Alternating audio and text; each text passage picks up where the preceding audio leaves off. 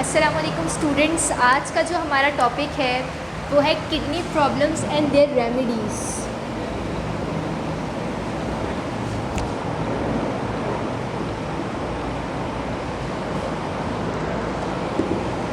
आज जो हम टॉपिक डिस्कस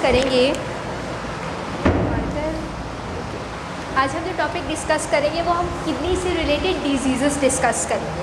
क्लियर है कि किडनी में हमारे पास कौन कौन सी डिजीज़ हमें देखने को मिलती है, आज हम वो डिस्कस करेंगे। मोस्ट कॉमनली हमें हमारी पॉपुलेशन के अंदर ज़्यादा से ज़्यादा क्या देखने को मिलता है, रीनल स्टोन्स। क्या हमें ज़्यादातर क्या देखने को मिल रहा होता है, रीनल स्टोन्स, या फिर हम कैल्कुलाई भी कहते हैं, रीनल कैल्कुलाई भी कहते हैं। Kidney stones, renal stone, kidney कैल्कुलाई, renal कैल्कुलाई, ये सब एक ही चीज़ है। तो हमें ये प्रॉब्लम बहुत ज़्यादा फेस करने को मिलता है हमारी पॉपुलेशन के अंदर। ये रीनल स्टोन्स बहुत ज़्यादा क्या हो चुके हैं, कॉमन हो चुके हैं। अच्छा, अब मैं आपको बताती हूँ कि कोई भी स्टोन बनता कैसे है। सपोज़ हमारे पास यूरिन है, ठीक है। यूरिन के अंदर अगर वाटर ज़्यादा होगा, ठीक है, अगर सॉल्वेंट ज़्यादा होगा तो सल्यूट जो है वो उसके अंदर से क्या होता जाएगा, गुजरता जाएगा, गुजरता जाएगा, गुजरता जाएगा, वहाँ पे जमा नहीं हो पाएगा। क्लियर है। अच्छा, अगर हमारे पास यूरिन के अंदर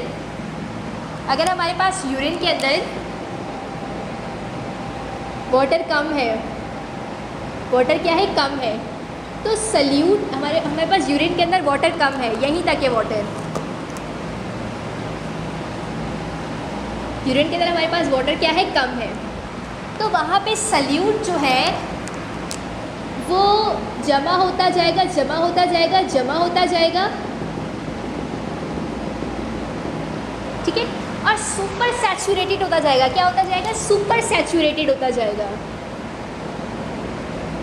आपने सैचुरेटेड, अनसैचुरेटेड, सुपर सैचुरेटेड की टर्म फर्स्ट ईयर के अंदर पढ़ी होगी, ठीक है। तो हमारे पास ये सल्यूट क्या होता जाएगा, सुपर सैचुरेटेड होता जाएगा। अगर हमारे पास यूरिन के अंदर वाटर कम है, सॉल्वेंट कम है और सॉल्वेंट कम है, तो वहाँ पे थोड़ा सा भी सल्यूट बहुत ज़्यादा होगा और क्या होता जाएगा, सुपर सैचुरेटेड होता जाएगा। और सुपर सैचुरेटेड होकर क्या होता जाएगा, क्रिस्टलाइन होता जाएगा। क्या होता जाएगा, क्रिस्टलाइन। और फिर ये किस में कन्वर्ट हो जाएगा, स्टोन में कन्वर्ट हो जाएगा। किस में कन्वर्ट हो जाएगा, स्टोन में कन्वर्ट हो जाएगा। क्लियर है। तो हमारे पास यूरिन के अंदर जब वाटर कम होगा तो ये सल्यूट वहाँ पे जमा होकर सुपर सैचुरेटेड होता जाएगा और फिर जमा हो के क्रिस्टलाइन फॉर्म अख्तियार कर लेगा और किस में कन्वर्ट हो जाएगा, स्टोन में कन्वर्ट हो जाएगा। क्लियर है। हमारे पास किडनी के अंदर जो हमारे पास 80% जो स्टोन्स बनते हैं, 70% या 80% जो स्टोन्स बनते हैं, ठीक है, वो स्टोन्स किसकी वजह से बनते हैं, कैल्शियम की वजह से। किसकी वजह से बनते हैं, वो कैल्शियम की वजह से बन रहे हो। क्लियर है। कैल्शियम ऑक्सलेट या फिर कैल्शियम फॉस्फेट।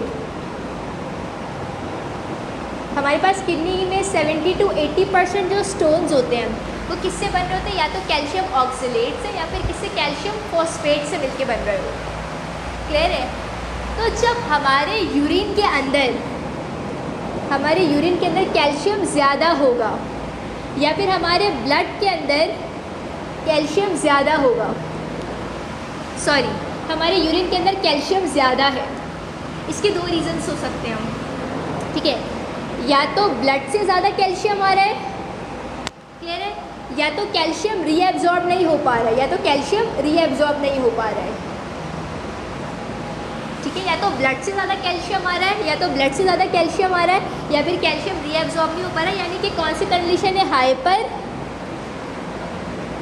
कैल्की यूरिया, के यूरिन के अंदर कैल्शियम का लेवल क्या है, ज़्यादा है, या फिर हाइपर कैल्सीमिया, के ब्लड के अंदर कैल्शियम ज़्यादा है, सो हाइपर कैल्सीमिया। यूरिन के अंदर कैल्शियम ज़्यादा एक्सक्रीट हो रहा है, सो हाइपर कैल्की यूरिया। और ये दोनों चीज़ें कब पॉसिबल है, या तो जब ब्लड के अंदर कैल्शियम का लेवल बहुत ज़्यादा होगा, कैल्शियम का लेवल बहुत ज़्यादा कम होगा, जब पैराथायरॉयड हार्मोन ज़्यादा रिलीज़ हो रहा है, वो ज़्यादा रीएब्जॉर्ब करके ब्लड के अंदर जा रहा है, तो भी हमारे पास जो है वो ब्लड के अंदर अगर कैल्शियम ज़्यादा है तो ग्लोमेरुलर फिल्ट्रेशन में ज़्यादा से ज़्यादा कैल्शियम आएगा।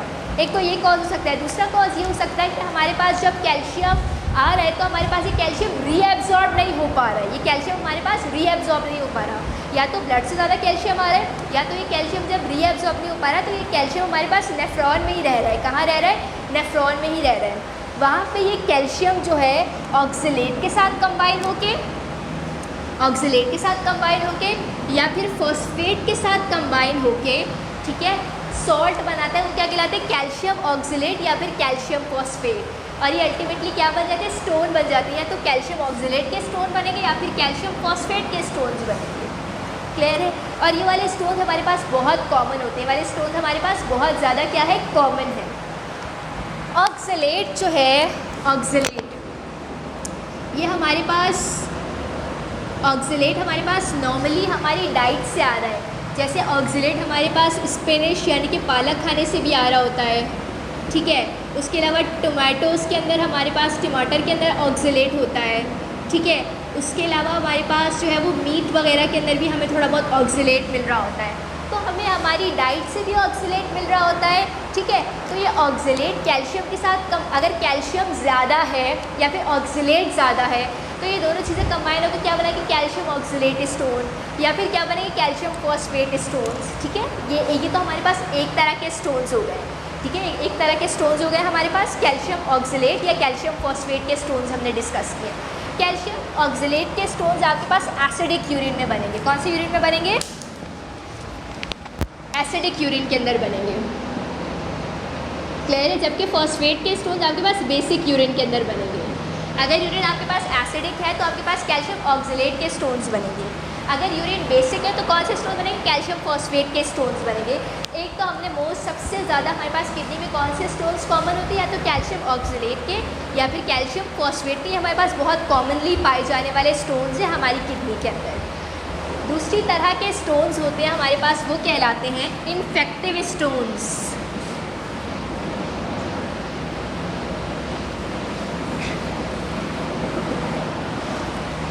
दूसरी तरह के हमारे पास स्टोन्स होते हैं वो हमारे पास कहलाते हैं इन्फेक्टिव स्टोन्स।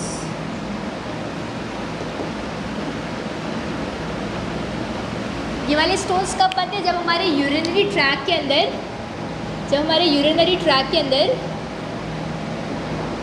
इन्फेक्शन होती है। हमारे यूरिनरी ट्रैक में क्या होता है? इन्फेक्शन होते हैं। कौन से ऑर्गेनिज्म के इन्फेक्शन? या तो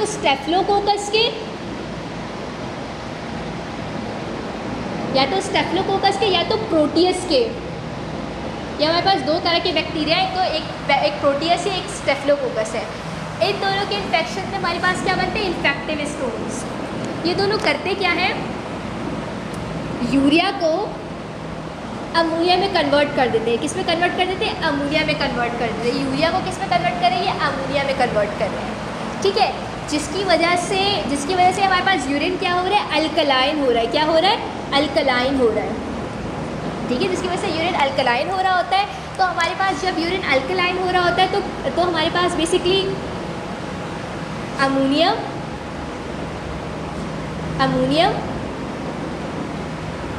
मैग्नीशियम और फॉस्फेट, ये तीनों मिलके स्टोन्स बनाते हैं जो कि हमारे पास कहलाते हैं ट्रिपल स्टोन्स या फिर स्टैगहॉर्न स्टोन्स। दूसरी हमारे पास तकरीबन 20% स्टोन हमारे पास कौन से होते हैं? इन्फेक्टिव स्टोन्स होते हैं। इसमें होता क्या है? ये कौन सी कंडीशन में बनेंगे? जब हमारे यूरिनरी ट्रैक में क्या होगा? इन्फेक्शन होगा। किसका इन्फेक्शन? या तो स्टेफिलोकोकस का या प्रोटियस का इन्फेक्शन। ये वाले बैक्टीरिया करते क्या है? ये वाले बैक्टीरिया यूरिया को किस में कन्वर्ट करें? अमोनिया में। जिसकी वजह से वहाँ का इन्वायरमेंट क्या हो रहा होता है? अल्कलाइन हो रहा होता है। क्लियर है? तो ये अल्कलाइन इन्वायरमेंट जब वहाँ का हो रहा होता है तो अमोनियम, मैग्नीशियम और फॉस्फेट ये तीनों कंबाइन होके स्टोन्स बनाते हैं। वो स्टोन्स क्या कहलाते हैं? ट्रिपल स्टोन, ये स्टैगहॉर्न स्टोन। ट्रिपल स्टोन या फिर स्टैगहॉर्न स्टोन। स्टैगहॉर्न किसे कहते हैं? बारहसिंगा को कहते हैं। किसे कहते हैं? बारहसिंगा। ये हमारे पास किडनी है। ये वाला पार्ट हमारे पास कहलाता है पेल्विस। क्या कहलाता है? पेल्विस कहलाता है। तो जो ट्रिपल स्टोन या स्टैगहॉर्न स्टोन ये कहाँ पे रहते हैं? पेल्विस में रहते हैं। ये रीनल पेल्विस में रहते हैं। यहाँ पे ये इस तरीके के होते हैं।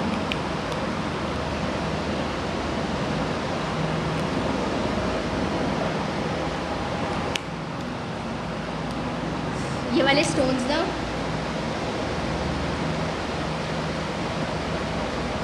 ये यूँ करके रीनल पेल्विस में होते हैं, जैसे बारहसिंगा के सींग होते हैं ना, बिल्कुल इस तरीके से इन स्टोन्स की इस तरीके से सींग निकले हुए होते हैं। और ये कहाँ पे फंसते हैं जाके? पेल्विस में, रीनल पेल्विस में ये यूजुअली आपको मिलता है। ट्रिपल स्टोन या स्टैग हॉर्न स्टोन।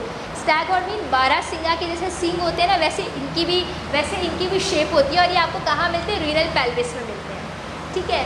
और बहुत कम स्मॉल अमाउंट में आपके पास जो स्टोन्स होते हैं, 5% स्टोन, यानी कि बहुत कम स्टोन आपके पास यूरिक एसिड के स्टोन होते हैं। किसके स्टोन होते हैं? यूरिक एसिड के स्टोन। और ये आपको 5% मिलेंगे। ये आपको कौन से मिलेंगे? 5% मिलेंगे। और ये उस कंडीशन में मिलेंगे हाइपर यूरिसीमिया। ये किस कंडीशन में मिलेंगे आपको? Hyper uricaemia. हाइपर यूरिसीमिया यानी कि जब ब्लड के अंदर यूरिक एसिड ज़्यादा होगा, जब ब्लड के अंदर यूरिक एसिड ज़्यादा होगा तो आपके किडनी में स्टोन्स बनेंगे। वो कौन से स्टोन बनेंगे? यूरिक एसिड के स्टोन्स। कौन से स्टोन्स बनेंगे? यूरिक एसिड के स्टोन्स बनेंगे। क्लियर है? जब ब्लड के अंदर यूरिक एसिड ज़्यादा होगा तो किडनी में स्टोन्स बनेंगे। वो कौन से स्टोन्स बनेंगे? यूरिक एसिड के स्टोन्स बनेंगे। क्लियर है? अच्छा, और ये यूजुअली यूरिक एसिड जो बीफ रेड मीट खा रहे होते हैं, स्पेशली जो बीफ खा रहे होते हैं, उससे क्या बन रहा होता है? यूरिक एसिड बन रहा होता है। तो यूरिक एसिड स्टोन्स कब बनेंगे? जब हमारी बॉडी के अंदर यूरिक एसिड का लेवल क्या होगा? ज़्यादा होगा। हमारे ब्लड के अंदर यूरिक एसिड का लेवल ज़्यादा होगा तो हमारी किडनी में स्टोन बनेंगे। वो कौन से स्टोन बनेंगे? यूरिक एसिड के स्टोन्स बनेंगे। ये तो हमने स्टोन्स की टाइप डिस्कस की थी। ये तो हमने क्या डिस्कस किए थे? स्टोन्स की टाइप्स डिस्कस की थी।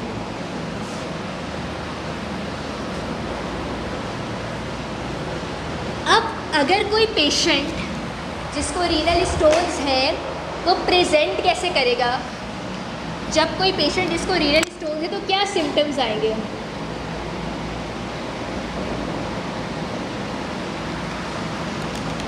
ये कोई भी ऑर्गेनिज्म है, ठीक है, ये कोई भी इंसान है। तो जब कोई पेशेंट जिसको रीनल स्टोन हो गया वो कौन से पेन के साथ? ग्रोइन पेन के साथ प्रेजेंट करेगा। Groin pain. अब ये पेन जो थाइस की तरफ जा रहा है, ये बेसिकली क्या है? ऐसा पेन जो थाइस की तरफ जा रहा है। किस तरफ जा रहा है? थाइस की तरफ जा रहा होता है, यानी कि नीचे थाइस की तरफ ये पेन जा रहा है। इसको हम कहते हैं ग्रोइन पेन। क्या कहते हैं? Groin pain. ये वाला एरिया हमारे पास ग्रोइन कहलाता है। ग्रोइन कहलाता है, ठीक है। यानी कि जब रीनल स्टोन होते हैं तो जो पेन होता है वो हमारे पास एब्डोमेन से निकल के किसकी तरफ जा रहा होता है? थाइस की तरफ जा रहा होता है। ऐसा पेन होता है। इस पेन को हम कहते हैं ग्रोइन पेन। क्या कहते हैं? Groin pain. ये सिंपल आप पेन भी लिख सकते हो। एब्डोमिनल पेन होगा, लोअर एब्डोमिनल पेन होगा। क्लियर है? और ये पेन किसकी तरफ जा रहा है? नीचे थाइस की तरफ जा रहा होता है। इसको हम कहते हैं ग्रोइन पेन। क्या कहते हैं? Groin pen. पेन तो बहुत कॉमन है। ये वाला पेन आपको हर जो है वो रीनल स्टोन के पेशेंट में मिलेगा। पेन आपको हर रीनल स्टोन के पेशेंट में मिलेगा। अगर तो स्टोन का साइज़ बड़ा है तो क्या मिलेगा? हीमेचूरिया, यानी कि यूरिन में क्या मिलेगा? Blood in urine. हीमेचूरिया क्या है? Blood in urine. कि अगर स्टोन का साइज़ बड़ा है तो पेशेंट के यूरिन में क्या आ रहा होगा? ब्लड आ रहा होगा। अगर यूरिन के अंदर ब्लड आए तो इस कंडीशन को हम कहते हैं हीमेचूरिया। क्या कहते हैं? हीमेचूरिया कहते हैं। अगर यूरिन के अंदर ब्लड आ रहा हो तो कंडीशन क्या कहलाती है? हीमेचूरिया कहलाती है। क्लियर है? तो आपको पेशेंट किस कंप्लेन के साथ आएगा? या तो पेशेंट आपको बोलेगा मुझे पेन हो रहा है, वो नीचे लोअर थाइस की तरफ जा रहा है, या तो ये पेशेंट आपको ग्रोइन पेन की कंप्लेन करेगा कि उसको लोअर एब्डोमेन में पेन हो रहा है और ये पेन किसकी तरफ जा रहा है? थाइस की तरफ जा रहा है। क्लियर है?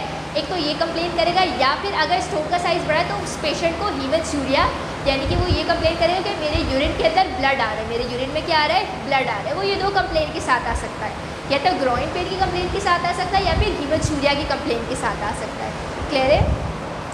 आप रीनल स्टोन को डायग्नोज कैसे करेंगे? डायग्नोसिस कैसे होगी इसकी? बहुत सिंपल है, एक्सरे। किससे डायग्नोज करते हैं? एक्सरे से। कौन सा एक्सरे? किडनी, यूरेटर और bladder.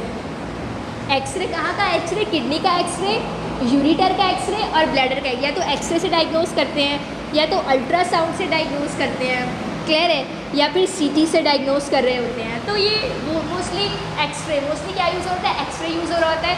X ray of kidney, ureter and bladder, या तो ये यूज़ करते हैं या फिर अल्ट्रासाउंड या फिर सीटी स्कैन से डायग्नोस कर रहे होते हैं। क्लियर है। और स्टोन की ट्रीटमेंट क्या है,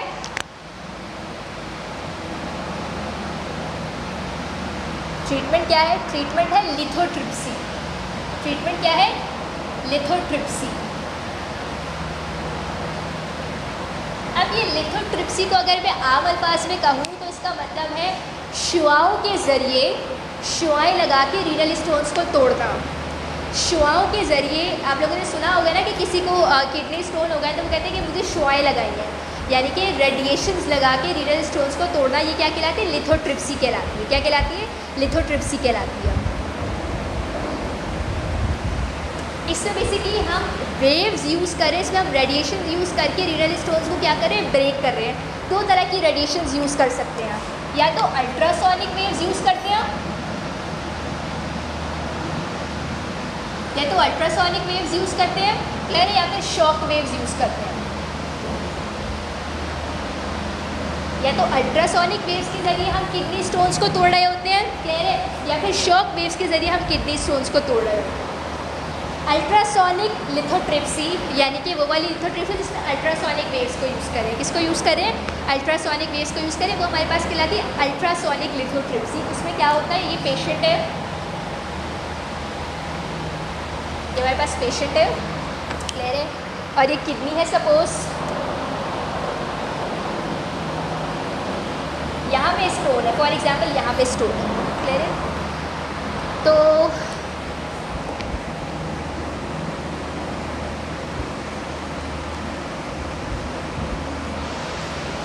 यहाँ पे बेसिकली एब्डोमेन के अंदर एक ट्यूब डाली जाती है। क्या डाली जाती है, ट्यूब, टेलीस्कोप ट्यूब डाली जाती है, टेलीस्कोप ट्यूब डाली जाती है, क्लियर है। उस ट्यूब के अंदर एक प्रोब डाला जाता है, अल्ट्रासोनिक प्रोब डाला गया। क्या डाला गया, अल्ट्रासोनिक प्रोब डाला गया है, और यहाँ से आपकी कनेक्ट है, मशीन कनेक्ट है, ये आपकी मशीन कनेक्ट है, ठीक है। इस प्रोब के ज़रिए अल्ट्रासोनिक वेव्स जो है वो डायरेक्टली कहाँ पे लग रही है, स्टोन पे लग रही है, ठीक है। ये मशीन है, ठीक है। मशीन के साथ क्या कनेक्ट है, अल्ट्रासोनिक प्रोब, रेड कलर का बना हुआ है। इस प्रोब के ज़रिए जो है वो अल्ट्रासोनिक वेव्स डायरेक्टली कहाँ पे लग रही है, पत्थर कहाँ पे लग रही है, स्टोन को लग रही है जाके, क्लियर है। इसमें ये बेसिकली इन्वेजिव प्रोसीजर है कि जैसे इसमें आप जो है वो स्किन से रेडिएशन नहीं दे रहे हैं। एक टेलीस्कोप ट्यूब आपने पेशेंट के एब्डोमेन में डाली है, एक टेलीस्कोप ट्यूब आपने पेशेंट के एब्डोमेन में डाली है, क्लियर, अंदर गई है एब्डोमेन के, उसके अंदर आपने अल्ट्रासोनिक प्रोब डाला है, उसमें आपने क्या डाला है, अल्ट्रासोनिक प्रोब, और एक इससे कनेक्ट है मशीन से। ये मशीन के ज़रिए जो अल्ट्रासोनिक वेव है, ठीक है, वो इस प्रोब के ज़रिए डायरेक्टली किस पे फोकस हो रही है, स्टोन पे फोकस हो रही है, और स्टोन ब्रेक हो जाएगा। स्टोन क्या हो जाएगा, छोटे छोटे टुकड़ों में ब्रेक होके यूरिन के अंदर पास हो जाएगा, क्लियर है। जो दूसरी टाइप की लिथोट्रिप्सी है, ये शॉक वेव लिथोट्रिप्सी। ये कौन सी लिथोट्रिप्सी है, शॉक वेव लिथोट्रिप्सी है। शॉक वेव लिथोट्रिप्सी में क्या करते हैं, ये पेशेंट है, क्लियर है, ये यहाँ पे किडनीज है, और यहाँ पे स्टोन है फॉर एग्जाम्पल। तो शॉक वेव्स बेसिकली स्किन के ज़रिए डायरेक्ट स्किन के ज़रिए रेडिएशन दे रहे हैं,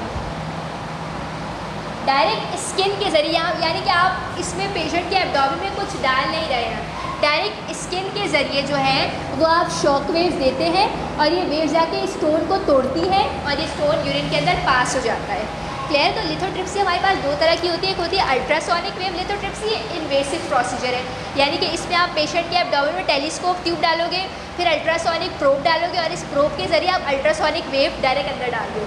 लेकिन जो शॉक वेव है उसमें आपको कुछ करना नहीं है, आपको डायरेक्ट पहले देखना है कि स्टोन की लोकेशन क्या है, उस लोकेशन पे स्किन के बाहर से, यानी कि बाहर से आप डायरेक्टली क्या दे रहे हो, शॉक वेव्स दे रहे हो। इसमें आपको पेशेंट को अंदर कुछ नहीं डालना, पेशेंट के अंदर आपको कुछ नहीं डालना, आप बाहर से सिर्फ स्किन से शॉक वेव्स दे रहे हो, क्लियर है। ये वेव्स जाके डायरेक्टली स्टोन को तोड़ी, और ये स्टोन जो है वो टूट के यूरिन के थ्रू जो है वो पास आउट होता जा रहा है, क्लियर है। तो हमने यहाँ पे रीनल स्टोन डिस्कस किया और रीनल स्टोन का ट्रीटमेंट डिस्कस किया। अब हमारे पास जो नेक्स्ट डिजीज़ है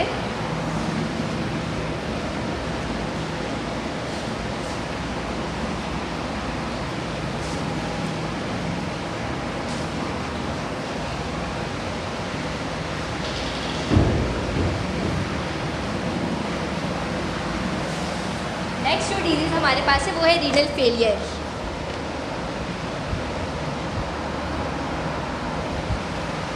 renal failure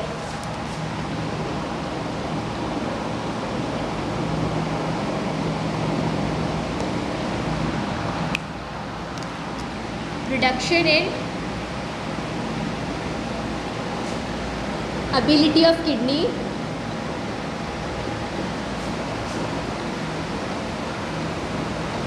to filter waste product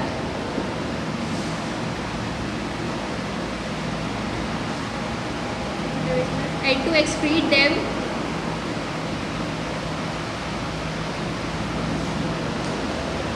in urine। Clear है? तो रीनल फेलियर क्या है? एक ऐसी कंडीशन है कि जिसमें किडनी की एबिलिटी ख़त्म हो जाती है, यानी कि किडनी अपना काम करना छोड़ रही है।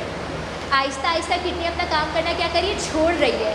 किडनी का काम क्या था कि वेस्ट प्रोडक्ट को फिल्टर करे ब्लड से, यानी कि ब्लड से वेस्ट प्रोडक्ट को निकाल दे, ब्लड से वेस्ट प्रोडक्ट को फिल्टर करे और उस वेस्ट प्रोडक्ट को यूरिन में क्या करे एक्सक्रीट करे। क्लियर है? Reduction in ability of kidney to filter waste product and to excrete them in urine, यानी कि किडनी का फेलियर है, किडनी आहिस्ता आहिस्ता बेकार होती जा रही है, किडनी आहिस्ता आहिस्ता ख़त्म होती जा रही है उसकी एबिलिटी कि वो वेस्ट प्रोडक्ट को फिल्टर करे और उनको यूरिन के अंदर एक्सक्रीट करे। क्लियर है? कि किडनी फेलियर के अंदर किडनी अपना काम करना बेसिकली छोड़ रही है। किडनी का काम क्या था? किडनी का काम था फिल्ट्रेशन, ब्लड को फिल्टर करना। क्लियर है? किडनी का काम था एक्सक्रीशन, के जो भी वेस्ट प्रोडक्ट है उसको एक्सक्रीट करना।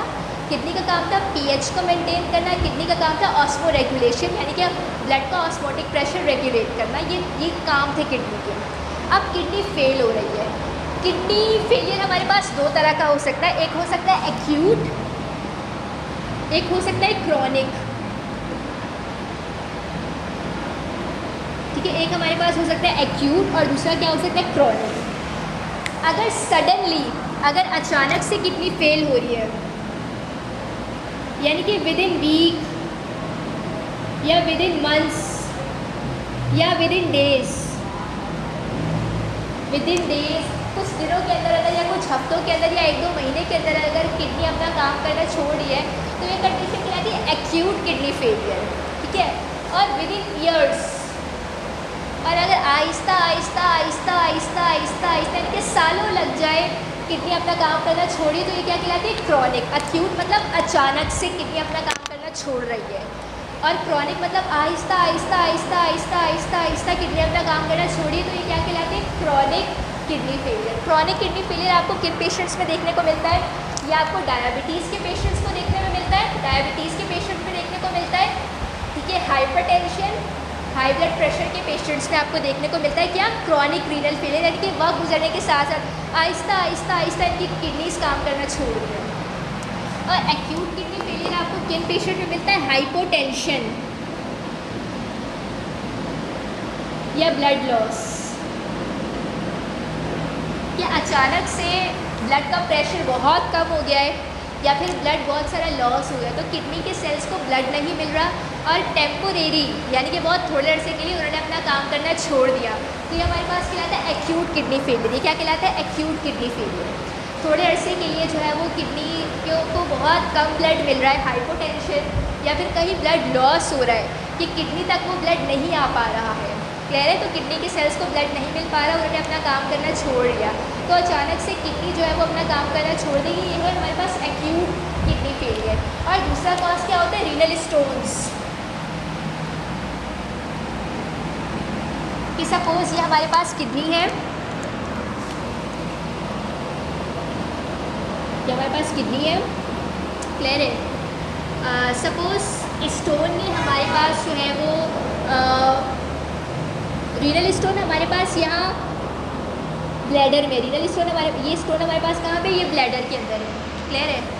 अब जो भी यूरिन हमारे पास नेफ्रॉन बना रहे हैं, क्या वो यूरिन आगे पास हो पा रहा है? नहीं हो पा रहा ना, तो पीछे जमा रहेगा, वो पीछे जमा हो के किडनी को कंप्रेस करें, किडनी को क्या करें? कंप्रेस कर रहे हैं। ठीक है? वो सपोज़ यहाँ पे हमारे पास ऑब्स्ट्रक्शन है स्टोन की वजह से, अब जो भी यूरिन किडनी बना रहा है, जो भी यूरिन नेफ्रॉन बना रहा है, वो आगे नहीं जा पा रहा, वो यहीं पे जमा हो के नेफ्रॉन्स को कंप्रेस कर रहा है, ब्लड वेसल्स को कंप्रेस कर रहा है, जिसकी वजह से किडनी के सेल्स को ब्लड नहीं मिल पा रहा और वो कुछ टाइम के लिए अपना काम छोड़ देते हैं, यानी कि वो किस में आ गए हैं, एक्यूट रीनल फेलियर के अंदर आ गए हैं। क्लियर है? तो रीनल फेलियर हमारे पास एक्यूट भी हो सकता है और क्या हो सकता है, क्रॉनिक भी हो सकता है। अब साइन एंड सिम्टम्स और कॉम्प्लिकेशंस आपको क्या क्या मिलेंगी? साइन एंड सिम्टम्स क्या मिलेंगे?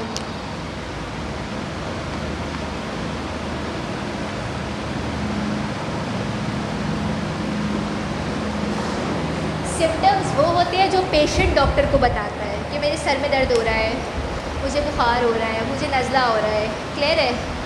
और साइन वो होते हैं जो डॉक्टर पेशेंट से पूछते हैं, जैसे कि आपका वज़न कम हो रहा है, ठीक है, जैसे कि आपको नज़र सही आ रहा है, ठीक है, वो बातें जो पेशेंट डॉक्टर से पूछता है वो होती है सिम्टम्स, और जो डॉक्टर पेशेंट से पूछता है वो क्या होते हैं, साइंस होते हैं। तो रीनल फेलियर के क्या क्या साइंस एंड सिम्टम मिलेंगे? देखो बच्चों, रीनल फेलियर हो चुका है, क्लियर है।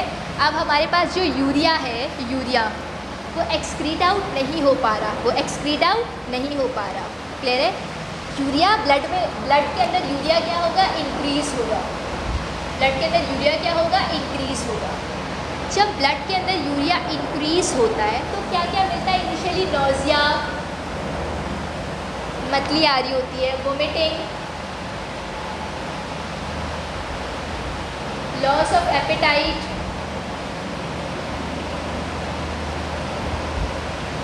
फटीग, थकावट हो रही होती है। क्लियर है? उसके अलावा जब हमारे पास यूरिया ज़्यादा होता है तो वो ब्रेन में जाता है और ब्रेन को डैमेज करता है, और ब्रेन को क्या करता है, डैमेज करता है। ये कहलाते हैं इनकेफ्लोपैथी। इनकेफ्लोपैथी, जब यूरिया का लेवल ज़्यादा होता है तो यूरिया का लेवल जब ज़्यादा होता है तो ये ब्रेन में जाता है। कहाँ जाता है? ब्रेन में जाके ब्रेन को डैमेज कर रहा है। ब्रेन को डैमेज कर रहा होता है तो कंडीशन के खिलाती है इनकेफ्लोपैथी, और पेशेंट बैकी सी बातें कर रहा होता है, उसको नहीं समझ आता वो क्या बोल रहा है क्या नहीं बोल रहा है, वो कहाँ है वो कहाँ नहीं, यानी कि पेशेंट अपना कॉन्शियसनेस, पेशेंट अपनी जो है वो अपनी जो जागी हुई हालत है वो उसको क्या कर रहा है, लॉस करता जा रहा है। तो अगर यूरिया ब्लड के अंदर ज़्यादा होने लगे तो इनिशियली क्या क्या सिम्टम्स मिलेंगे? इनिशियली पेशेंट को नोज़िया होगा, यानी कि मतली वाली फीलिंग आएगी, वोमिटिंग होगी, लॉस ऑफ एपेटाइट, यानी कि उसको भूख नहीं लगेगी, उसको थकावट, फटीग हो रही होगी। और अगर यूरिया का लेवल बहुत ज़्यादा है कि यूरिया ब्रेन तक जा पहुँचा है, क्लियर है, तो वो ब्रेन में जाके क्या कॉज करेगा, इनकेफ्लोपैथी। क्या कॉज करेगा? इनकेफ्लोपैथी, यानी कि ब्रेन को डैमेज करेगा और पेशेंट अपनी नॉर्मल हालत में फिर नहीं रहेगा। क्लियर है? अच्छा, उसके अलावा हमारे पास हमारी किडनी के अंदर एक हार्मोन बनता है इरिथ्रोपोइटिन। हमारी किडनी के अंदर एक हार्मोन बनता है इरिथ्रोपोइटिन। ये हमारे पास 90% किडनी में बनता है, क्लियर है, और 10% कहाँ बनता है, लिवर के अंदर बनता है। जो इरिथ्रोपोइटिन है, इरिथ्रोपोइटिन ये क्या करता है, आरबीसीज की प्रोडक्शन करता है। किसकी प्रोडक्शन करता है? आरबीसीज की। हमारी किडनी में एक हार्मोन पाया जाता है इरिथ्रोपोइटिन। इरिथ्रोपोइटिन, ये इरिथ्रोपोइटिन 90% आपके पास, एक सेकेंड में ये देख लूँ,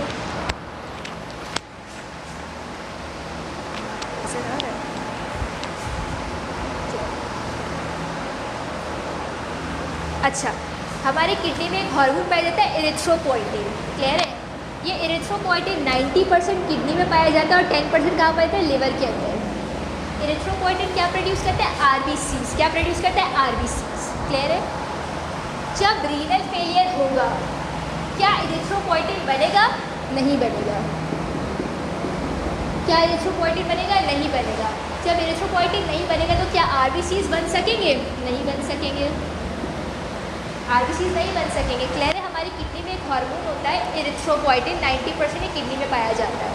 ये इरिथ्रोपोइटिन जो है वो आरबीसीज की प्रोडक्शन कराता है, यानी कि मैसेज देता है। आरबीसीज प्रोड्यूस करने के लिए क्या दे रहा है? ये मैसेज दे रहा है।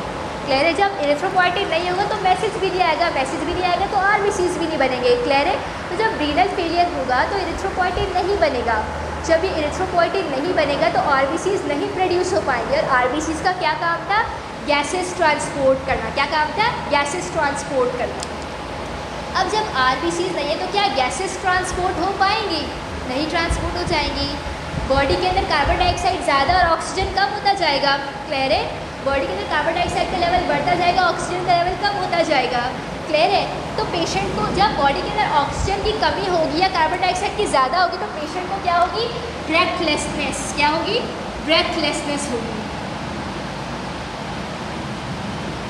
पेशेंट को क्या होगी? ब्रेथलेसनेस, यानी कि सांस फूलेगा। जाहिर है जब बॉडी के अंदर कार्बन डाइऑक्साइड ज़्यादा है, ऑक्सीजन कम है, तो पेशेंट को सांस फूल रहा होगा, ब्रेथलेसनेस होगी। क्लियर है? तो हमने देखा कि अगर यूरिया ज़्यादा होगा तो नॉजिया, वोमिटिंग, भूख नहीं लगेगी, उसको फटीग होगी, और अगर यूरिया ब्रेन तक पहुंच जाएगा तो क्या होगी? इनकैफ्लोपैथी होगी। क्लियर है? किडनीज हमारी इरिथ्रोपोइटिन बना रही होती हैं, इरिथ्रोपोइटिन बना रही हैं, ठीक है? इरिथ्रोपोइटिन आरबीसीज बना रहे हैं। जब इरिथ्रोपोइटिन नहीं है, किडनी फेल है, इरिथ्रोपोइटिन नहीं है, इरिथ्रोपोइटिन नहीं है तो आरबीसीज भी नहीं बनेंगे। क्लियर है? ये आरबीसीज ऑक्सीजन और कार्बन डाइऑक्साइड को ट्रांसपोर्ट कर रहे हैं।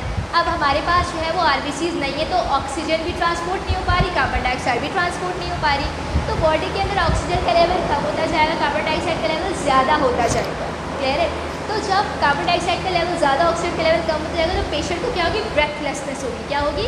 ब्रेथलेसनेस होगी। अच्छा, उसके बाद कॉम्प्लिकेशंस क्या क्या हो सकती हैं? कॉम्प्लिकेशंस क्या क्या हो सकती हैं?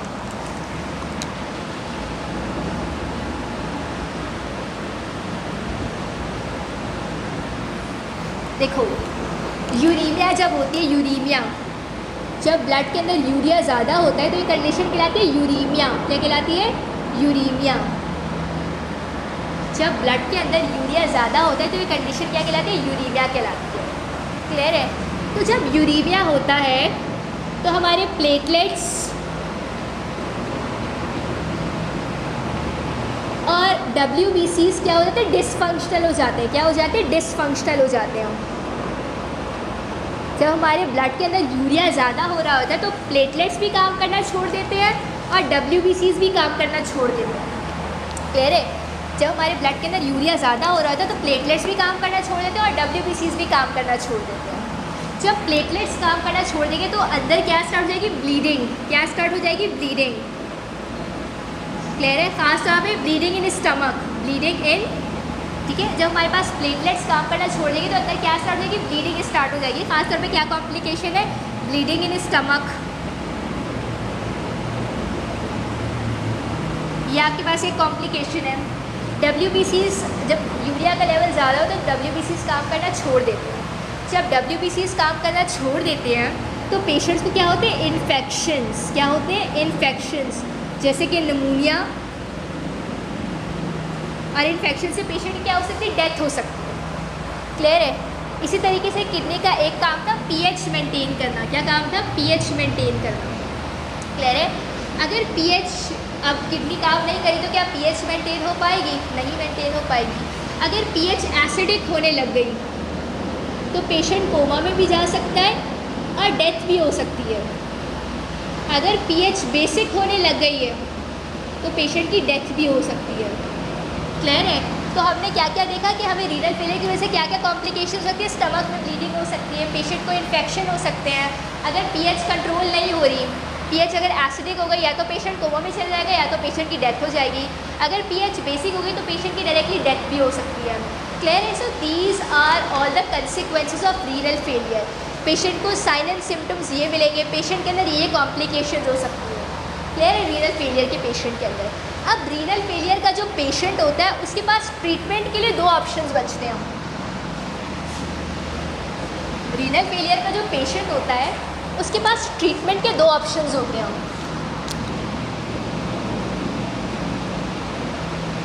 ट्रीटमेंट के दो ऑप्शंस होते हैं। अगर एल्डरली पेशेंट है, अगर कौन सा पेशेंट है? एल्डरली पेशेंट है, तो किस पे चला जाए? डायलिसिस पे चला जाए। अगर एल्डरली पेशेंट तो किस पे चला जाए? डायलिसिस पे चला जाए। और अगर यंग पेशेंट है तो फिर क्या करें? रीनल ट्रांसप्लांट करा ले। अगर यंग पेशेंट तो क्या कर ले? रीनल ट्रांसप्लांट करा ले। ठीक है? तो किडनी फेलियर के पेशेंट के अंदर हमारे पास दो ऑप्शंस बचते हैं ट्रीटमेंट के। अगर पेशेंट एल्डर है तो किस पे चला जाए? डायलिसिस पे चला जाए। अगर पेशेंट यंग है तो क्या करा ले? रीनल ट्रांसप्लांट करा ले। So this was all about renal stones and renal failure. बाकी इंशाल्लाह हम नेक्स्ट लेक्चर में डिस्कस करेंगे। कोई भी क्वेश्चन हो आप प्लीज़ पूछें, कोई भी बात आपको नहीं समझ आ रही आप प्लीज़ पूछकर अपने कॉन्सेप्ट्स क्लियर करें। अल्लाह हाफिज़।